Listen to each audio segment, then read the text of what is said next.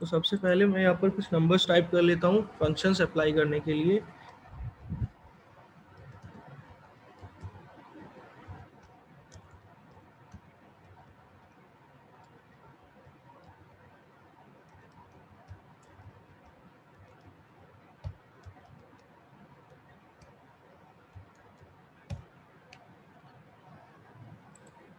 So I have typed some numbers here जिसके लिए मुझे फंक्शंस अप्लाई करने हैं। एक फंक्शन होता है सम करने का, इसके लिए तो मैं यहाँ पर लिख रहा हूँ सम का फंक्शन।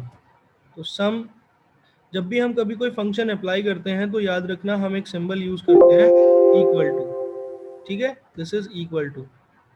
एंड सम के फंक्शन के लिए हम लोग यूज करते हैं SUM सम। फिर हम लोग एक एक नंबर को भी सेलेक्ट कर सकते हैं separated by comma, like this.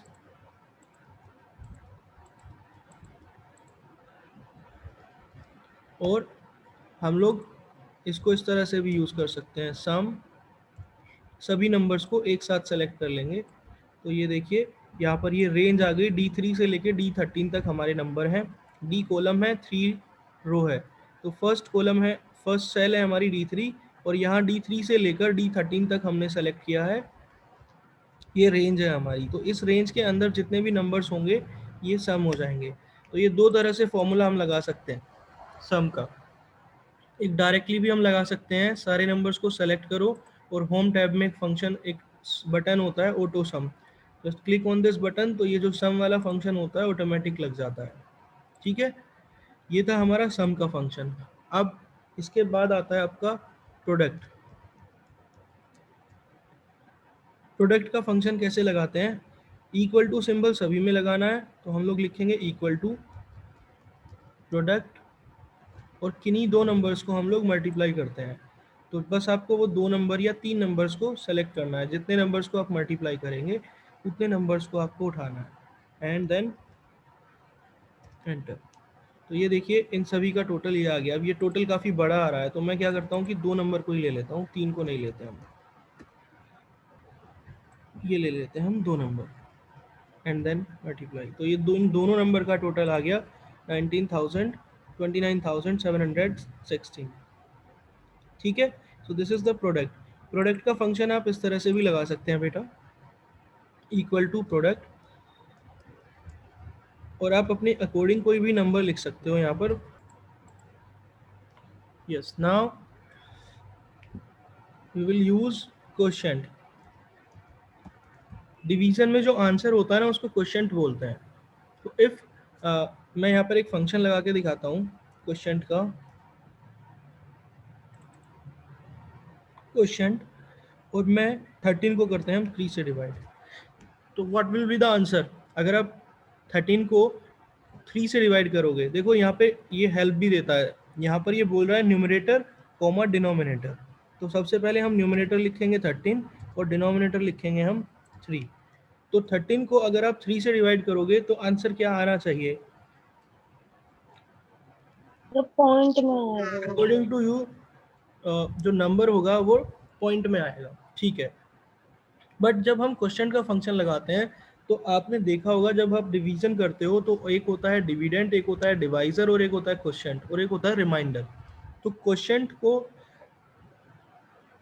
अगर आप रिमाइंडर एज इट इज रखेंगे तो क्वोशंट को हम पॉइंट में नहीं आएगा। यहाँ पर एक्सेल में जो क्वोशंट होता है वो पॉइंट में नहीं आता। ठीक है, उसमें जो एग्जैक्ट आएगा वो रिमाइंडर को छोड़ देता है, और जो एग्जैक्ट एक इंटीजर नंबर आता है, यहाँ पर इंटीजर नंबर वो होता है जिसमें कोई पॉइंट नहीं होता। ठीक है, तो अगर आप यहाँ पर देखोगे तो आंसर आएगा 3 4 जा 12, तो आंसर आएगा 4। ये देखिए, अब 4 क्यों आया, पॉइंट में क्यों नहीं आया? क्योंकि जो क्वेश्चन है वो यहाँ पर इंटीजर नंबर होता है। ठीक है, जो फॉर्मूला है क्वेश्चन का वो इंटीजर होता है। और जो रिमाइंडर, फिर आप ये कहोगे तो हम लोग एक और फॉर्मूला लगाते हैं रिमाइंडर निकालने के लिए, उसको हम लोग बोलते हैं मोड, MOD मोड। ठीक है, उसके लिए हम लोग यूज़ करेंगे MOD फंक्शन मोड। और फिर से देखो मैं 13 को डिवाइड करता हूँ अगर 3 से, तो इस बार आंसर आएगा 1। तो this is remainder and this is quotient. तो समझ में आया आपको डिवीजन कैसे करना होता है यहाँ पर?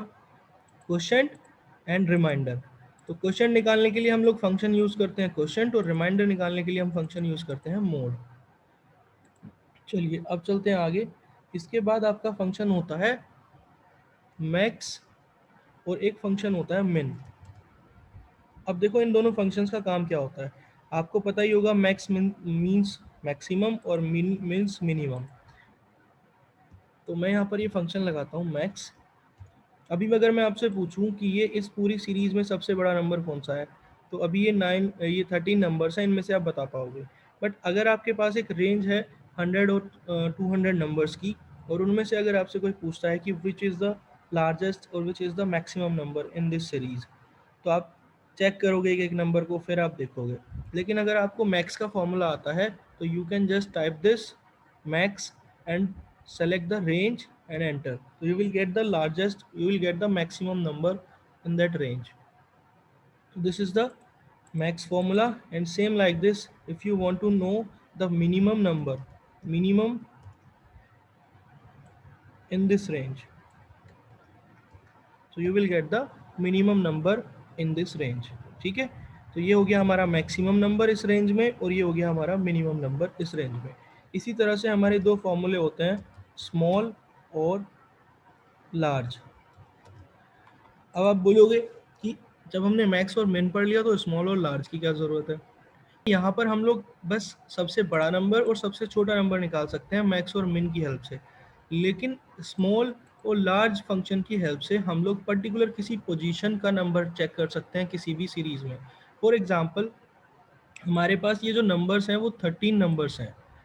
ठीक है, इन 13 नंबर्स में हर एक नंबर की एक अपनी पोजीशन है, फर्स्ट, सेकंड, थर्ड, फोर्थ। तो which is the second largest number और which is the second smallest number. तो आप क्या करोगे, पहले सबसे छोटा स्मॉलेस्ट नंबर चेक करोगे, फिर उससे बड़ा स्मॉलेस्ट नंबर चेक करोगे, तो वो होगा आपका सेकंड स्मॉलेस्ट नंबर। लेकिन अगर आपके पास 100 नंबर की एक लिस्ट है, और उस लिस्ट से मैं आपसे बोलता हूँ विच इज़ द 51 स्मॉलेस्ट नंबर, तो उसको चेक करने के लिए आपको कितना समय लगेगा। So this will take time, but in Excel you can check with this formula small, you have to just write small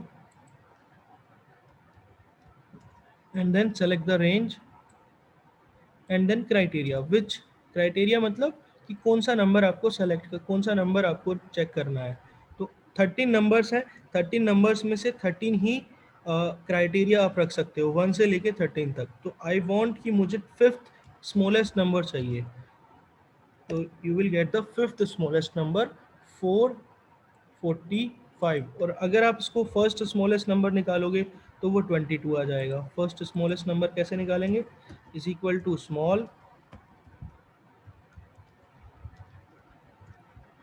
in this range comma first, तो first smallest number is 22 and fifth smallest number is 445. So like this you can check the position wise smallest or largest number in the range. Same like this large, select the range comma, and I want to check the eighth largest number. So eighth largest number is 334.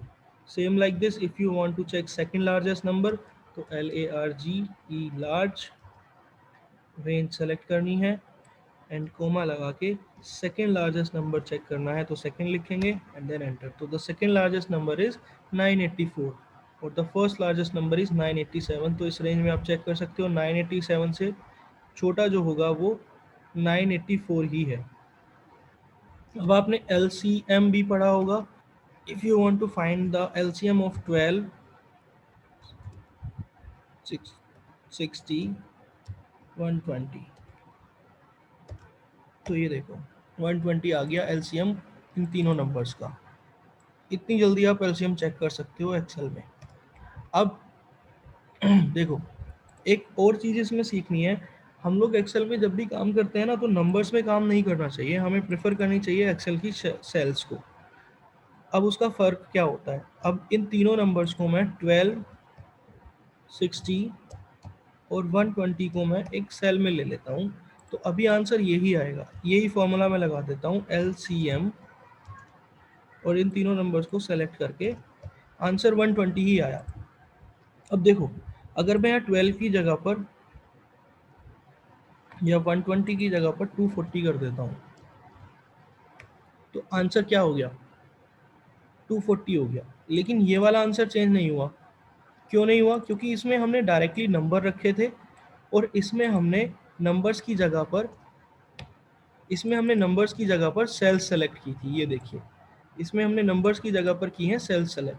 तो cell में जो भी change आप करोगे वो automatic आपके answer में change हो जाएगा, रिजल्ट में चेंज हो जाएगा, अगर आप सेल्स पर काम कर रहे हो। If you are using cells, so then answer will be reflected in your result automatically when you change the cell value.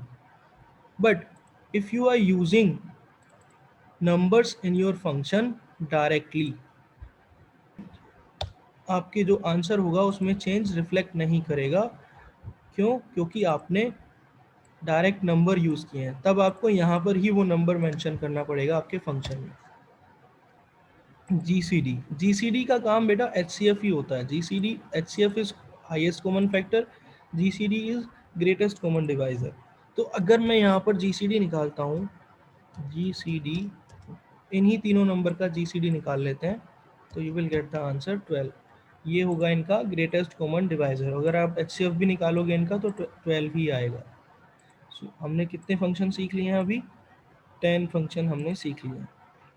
चलिए, उसके बाद दो फंक्शन होते हैं आपके इवन और ओड। चलो, इवन और ओड का काम क्या होता है पता है ना आपको सबको? इवन और ओड का काम क्या होता है? यहाँ पर अगर आप इवन का फंक्शन लगाओगे और इवन नंबर सेलेक्ट करोगे तो आंसर वही आ जाएगा। लेकिन अगर आप इवन का फंक्शन लगाते समय पर ओड नंबर सेलेक्ट करते हो तो वो आपको उससे एक बड़ा इवन नंबर दे देगा। For example, I am writing here the function even और मैंने यहाँ पर सेलेक्ट किया 13। सो 13 इज द इवन नंबर और odd number? 13 is odd number, so you will get the answer 14, the one largest to the odd। जो आपका function में even number odd number लिखा हुआ है उससे एक बड़ा ओड नंबर दे देगा। तो नेक्स्ट इवन नंबर कौन सा होगा? इवन नंबर देगा 30 next sir 14। 14, so you will get the 14। yes, so you will get the answer 14। लेकिन अगर आप यहाँ पर 14 ही लिखते या सेलेक्ट करते equal to even and you will select 60, 60 is the even number, you will get the answer 60। same like this odd। Sir यहाँ पर 14 डालना। अब यहाँ 14 डालेंगे तो आंसर आएगा 15। तो देखो, अगर मैं यहाँ पर एक नंबर लिख देता हूँ 3 या मैं लिख देता हूँ 9 एंड द पावर इज 20 या 3, so this means this is base and this is power, so we have to calculate the 9 की पावर 3। तो आपको 9 इंटू 9 इंटू 9 करना पड़ेगा, ठीक है। बट अगर आप यहाँ डायरेक्टली पावर का फंक्शन यूज करोगे, 9 बेस नंबर कोमा पावर और पावर है 3, तो you will get the answer ये। This is called power. So this means 9 into 9 into 9 को अब अगर आप कैलकुलेट करोगे तो यही आंसर आएगा। अब एक आ गया लास्ट है, ये मोस्ट इंपोर्टेंट है, रोमन नंबर। रोमन नंबर पढ़े हैं आपने? Yes sir. Yes sir. ये वाली एक वीडियो देखी होगी सीक्वेंशियल डाटा। तो मैं यहाँ से 50 और 100 या 100 तक कुछ नंबर्स को ड्रैग कर ले रहा हूँ। ये देखिए, ये कुछ नंबर्स आ गए मेरे पास, 100 नंबर जो मेरे डेसिमल नंबर सिस्टम के नंबर्स हैं, ठीक है। अब आपको यहाँ पर इनके सभी नंबर्स के निकालने हैं रोमन नंबर। तो you will type the function Roman and then select the number which, जिसका आपको रोमन नंबर चेक करना है। तो हमने किया 1, तो 1 वाली रो सेल सेलेक्ट करी एंड देन एंटर। तो फर्स्ट 1 का आ गया आई, जो आपका रोमन नंबर होता है, और फिर आप इस सेल को नीचे तक ड्रैग कर दो लाइक दिस। 100 तक मैंने इसको ड्रैग कर दिया, तो you will get the answer of 100 Roman number. इसी तरह से आप कितने भी रोमन नंबर्स चेक कर सकते हो एक्सेल में। कितने फंक्शन हो गए आज हमारे? टोटल 14 फंक्शंस हमने पढ़ लिए।